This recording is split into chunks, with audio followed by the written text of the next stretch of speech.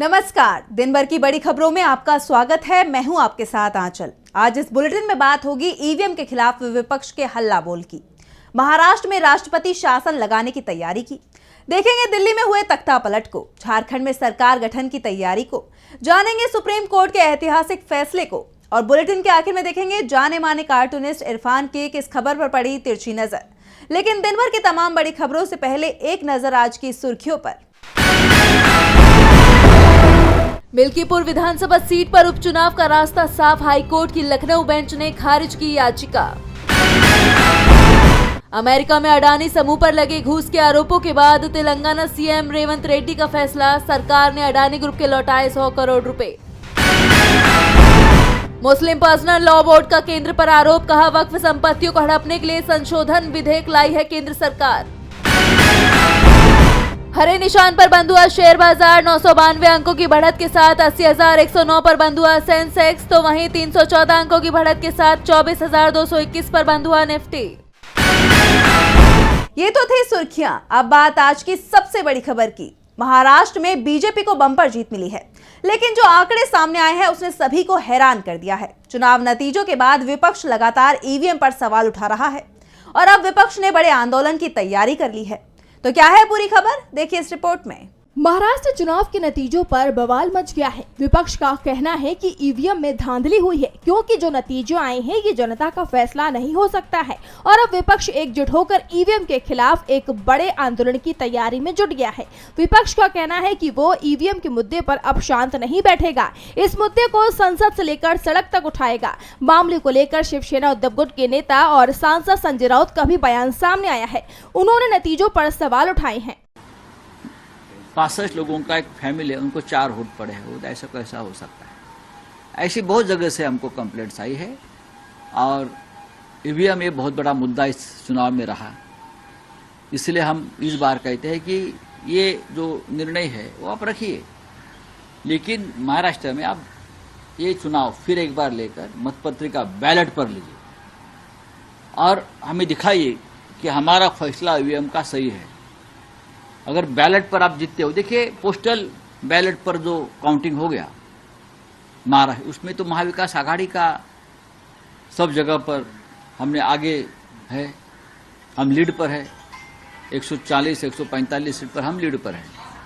Ballot paper पर जो चुनाव और काउंटिंग हो गया, तो अचानक 1 घंटे में हम नीचे कैसे आ सकते हैं? और इतने नीचे क्या ये पॉसिबल है? शरद पवार जैसा नेता महाराष्ट्र उसके पीछे खड़ा था इस बार। उनको जिस तरह से सीटें मिली है या अजीत पवार को सीटें मिली है, ये कौन सा निर्णय है? इसके लिए ये जो सब खिचड़ हो गया ना महाराष्ट्र में, मिस्टर चंद्रचूड़ जिम्मेदार है। संजय राउत के अलावा कांग्रेस नेता दिग्विजय सिंह ने ट्वीट कर ईवीएम में धांधली का आरोप लगाया। दिग्विजय सिंह ने ट्वीट कर कहा कि ये चुनाव बीजेपी ने पूरा ईवीएम के माध्यम से टारगेटिंग पोलिंग बूथ्स पर मैनिपुलेट कर जीत हासिल की है।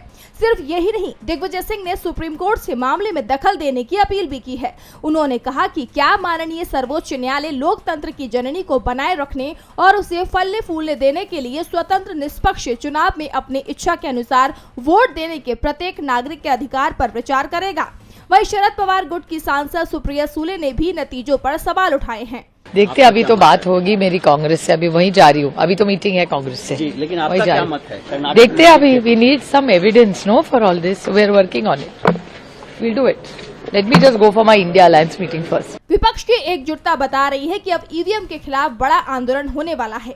जानकारों का दावा है कि मामला सुप्रीम कोर्ट भी जा सकता है। अब विपक्ष की एकजुटता ने बीजेपी के टेंशन को बढ़ा दिया है, क्योंकि अगर मामला कोर्ट पहुंचा और जांच के आदेश दे दिए गए तो शायद बाजी पलट सकती है। महाराष्ट्र चुनाव के नतीजों को लेकर चुनाव आयोग घिर गया है। ईवीएम पर सवाल उठ रहे हैं कि आखिर जब माहौल बीजेपी के खिलाफ था तो उसे इतनी बड़ी जीत कैसे मिल गई।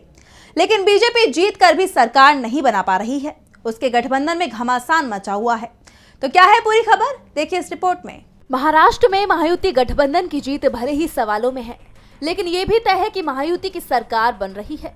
सीएम कौन होगा, इस पर जरूर टकराव चल रहा है। सीएम पद को लेकर सबसे बड़ा दावा एकनाथ शिंदे का है, लेकिन बीजेपी शिंदे के दावे को मानने को तैयार नहीं दिख रही है। खबर है कि बीजेपी हाईकमान ने देवेंद्र फडणवीस के नाम पर मोहर लगा दी है, लेकिन शिंदे इसे स्वीकार नहीं कर रहे हैं। सीएम शिंदे का दावा है कि उनके नेतृत्व में जीत मिली है, इसलिए उनका दावा सबसे मजबूत है। शिंदे की तरफ से बिहार मॉडल की तरह ही महाराष्ट्र में सरकार गठन का प्रस्ताव रखा गया है, यानी सीएम छोटी पार्टी का बन जाए, लेकिन मंत्रियों की संख्या विधायकों की संख्या के आधार पर तय हो।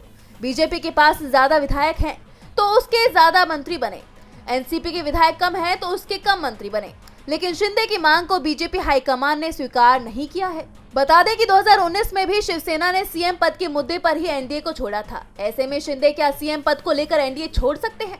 अगर अजीत पवार का साथ मिलता है तो ऐसा संभव है, लेकिन अजीत पवार फिलहाल देवेंद्र फडणवीस के साथ दिखाई दे रही हैं।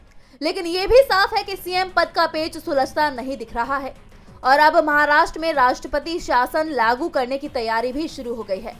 किसी भी समय राज्य में राष्ट्रपति शासन लगाया जा सकता है, क्योंकि महाराष्ट्र में 26 नवंबर को विधानसभा का कार्यकाल समाप्त हो रहा है और अगर महायुति को बहुमत मिलने के बावजूद राज्य में राष्ट्रपति शासन लगाया जाता है तो इसे बीजेपी के लिए बड़ी हार माना जाएगा। नई सरकार बनी नहीं है, सीएम का चुनाव नहीं हो पाया, लेकिन अब एकनाथ शिंदे की इस्तीफे की खबर आ रही है। शिंदे 26 नवंबर को इस्तीफा देने की तैयारी में है। सरकार गठन के दावे से पहले सीएम के इस्तीफे को एनडीए के लिए बड़ा झटका माना जा रहा है और उससे भी बड़ा झटका बीजेपी को दिल्ली में लगा है। बीजेपी के छात्र संगठन को बड़ी हार मिली है। तो क्या रहा चुनाव परिणाम, देखिए इस रिपोर्ट में। दिल्ली विश्वविद्यालय छात्र संघ में कांग्रेस के छात्र संगठन एनएसयूआई ने अध्यक्ष पद पर कब्जा कर लिया है। एनएसयूआई के रौनक खत्री ने जीत हासिल की है। इसके अलावा संयुक्त सचिव पद पर भी एनएसयूआई के लोकेश ने जीत हासिल की है। उपाध्यक्ष और सचिव पर एबीवीपी को जीत मिली है। अध्यक्ष पद के लिए रौनक खत्री ने एबीवीपी के ऋषभ चौधरी को 1343 वोटों के अंतर से हराया। रौनक खत्री को 20,204 वोट मिले तो एबीवीपी के ऋषभ चौधरी को 18,864 वोट मिले। ज्वाइंट सेक्रेटरी पर एनएसयूआई के लोकेश ने एबीवीपी की अमन कपासिया को 6,726 वोटों के अंतर से हराया। लोकेश को 21,975 वोट तो अमन कपासिया को 15,249 वोट मिले। वहीं उपाध्यक्ष पद पर एबीवीपी के भानु प्रताप को 8,762 वोटों से जीत मिली। भानु प्रताप को 24,166 वोट तो एनएसयूआई की यश नादल को 15,404 वोट मिले। सचिव पद पर कड़ा मुकाबला देखने को मिला। एबीवीपी की मृत्रविंदा ने एनएसयूआई की नम्रता को 1,467 वोटों के अंतर से हरा दिया। मृत्रविंदा को 16,703 वोट तो नम्रता को 5,236 वोट मिले। दिल्ली विधानसभा चुनाव से पहले एनएसयूआई को मिली जीत से कांग्रेस नेताओं में भी उत्साह दिखाई दे रहा है।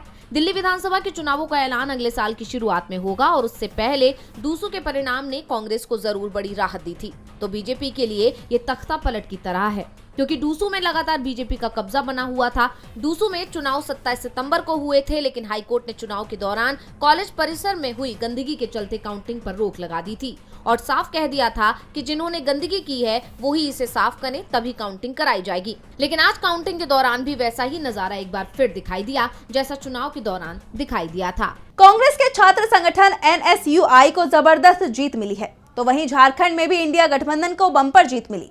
राज्य में नई सरकार के गठन की तैयारी चल रही है। 28 नवंबर को रांची में जेएमएम नेता हेमंत सोरेन चौथी बार सीएम पद की शपथ लेंगे। उसके साथ 11 मंत्री भी शपथ ले सकते हैं।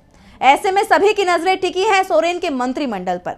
तो किसको मिलेगी मंत्रिमंडल में जगह, देखिए इस रिपोर्ट में। झारखंड विधानसभा चुनाव में बड़ी जीत हासिल करने के बाद नई सरकार के गठन की तैयारी तेज हो गई है। इसके लिए 24 नवंबर को इंडिया घटक दलों के जेएमएम, कांग्रेस और आरजेडी ने अलग अलग बैठक की और फिर मुख्यमंत्री आवास में संयुक्त बैठक हुई। इस बैठक में हेमंत सोरेन को इंडिया विधायक दल का नेता चुन लिया गया। इतना ही नहीं, मंत्रिमंडल का फॉर्मूला भी लगभग तय कर लिया गया। हेमंत सोरेन के नेतृत्व में बनने वाली सरकार में जेएमएम के 6 मंत्री होंगे, जिसमें मुख्यमंत्री भी शामिल है, जबकि कांग्रेस के 4 मंत्री और आरजेडी के 1 मंत्री हो सकते हैं। खबर है कि अगर माले की ओर से भी मंत्री पद की मांग की जाती है तो इंडिया गठबंधन सकारात्मक रुख अपना सकता है। हालांकि अभी तक माले की ओर से इस तरह का कोई प्रस्ताव आने की खबर नहीं है। नए मंत्रिमंडल में कम से कम 5 नए चेहरे दिख सकते हैं, जिसमें जेएमएम से दीपक बिरुवा, हफीजुल हसन, रामदास सोरेन फिर से मंत्री बन सकते हैं। महिला कोटे से लुइस मरांडी या सविता महतो में से एक को मंत्री बनाया जा सकता है। नए चेहरों में अनंत प्रताप देव का नाम आगे चल रहा है। इसके अलावा रविंद्रनाथ महतो, मथुरा महतो उमाकांत रजक और भूषण तिर्की भी रेस में शामिल हैं।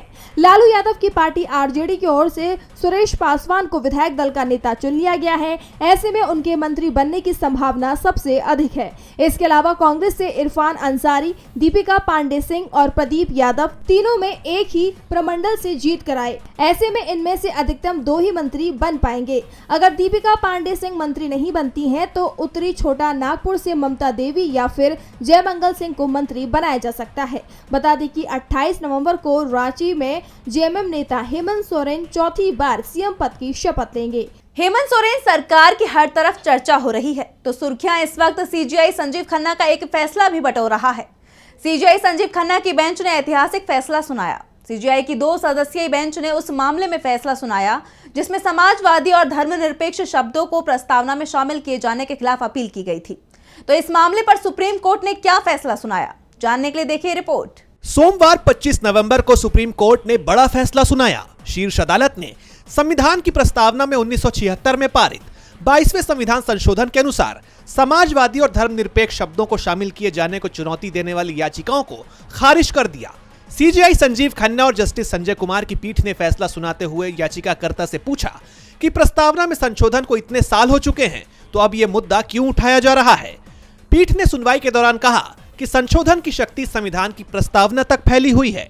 प्रस्तावना को अपनाने की तारीख उसमें संशोधन करने की शक्ति को सीमित नहीं करता है। ऐसा कहकर पीठ ने याचिकाकर्ता के तर्क को खारिज कर दिया। बता दें कि कोर्ट ने इस मामले पर 22 नवंबर को फैसला सुरक्षित रख लिया था। सीजीआई खन्ना ने 22 नवंबर को सुनवाई के दौरान कहा था कि भारतीय मायनों में समाजवादी होना सिर्फ कल्याणकारी राज्य के रूप में समझा जाता है। भारत में समाजवाद को समझने का तरीका अन्य देशों की तुलना में बहुत अलग है। हमारे संदर्भ में समाजवाद का मुख्य रूप से अर्थ कल्याणकारी राज्य है। इसने कभी भी निजी क्षेत्र को नहीं रोका है, जो अच्छी तरह से फल फूल रहा है। हम सभी को इससे लाभ हुआ है।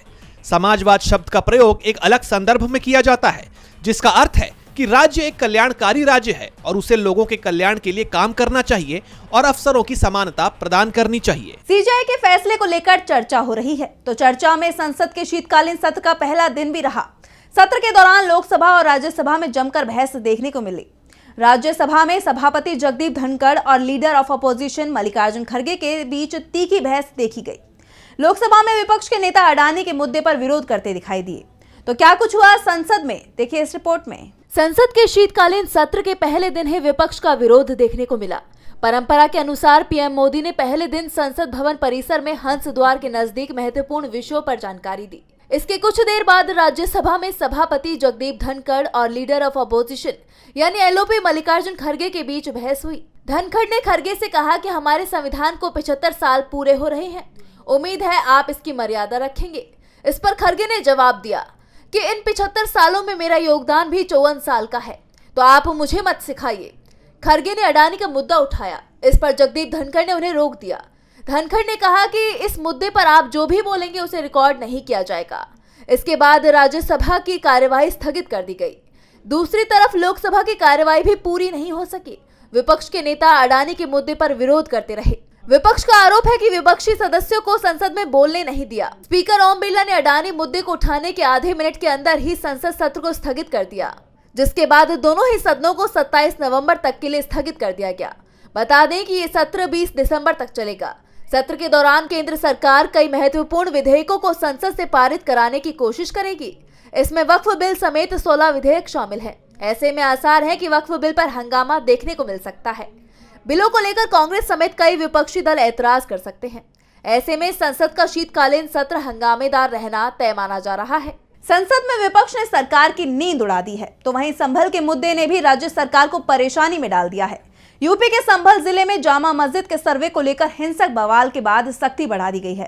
पूरे इलाके में तनाव फैल गया। हालात पर काबू पाने के लिए प्रशासन की तरफ से कई बड़े आदेश दिए गए।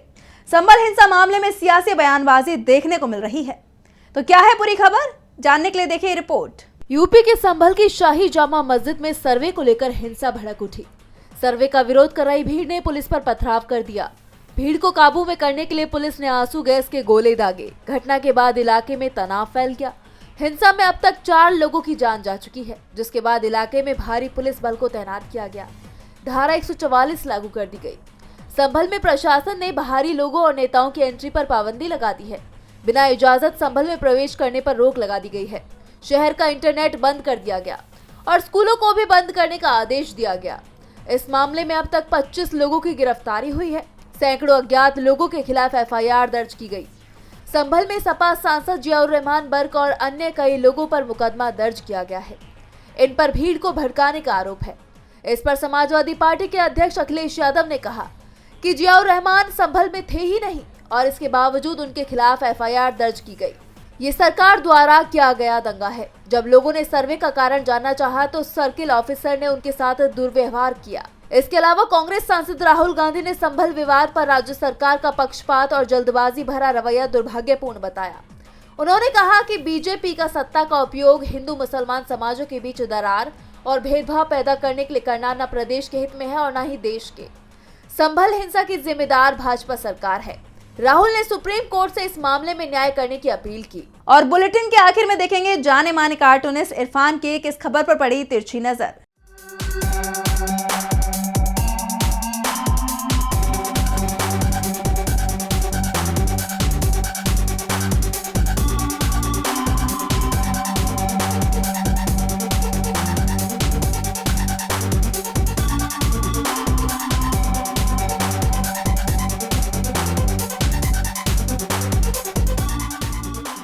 यूपी में दंगे होना कोई नई बात नहीं है, लेकिन नई नई ट्रिक से दंगे होना एक नई शुरुआत की पहचान है, जो कि खतरनाक भी हो सकती है। कल के दंगों ने ये बात बता दी कि इस तरह से अगर हर सर्वे के बाद में दंगे होने लगे तो इस तरह के फैसलों के ऊपर दोबारा से विचार करना चाहिए।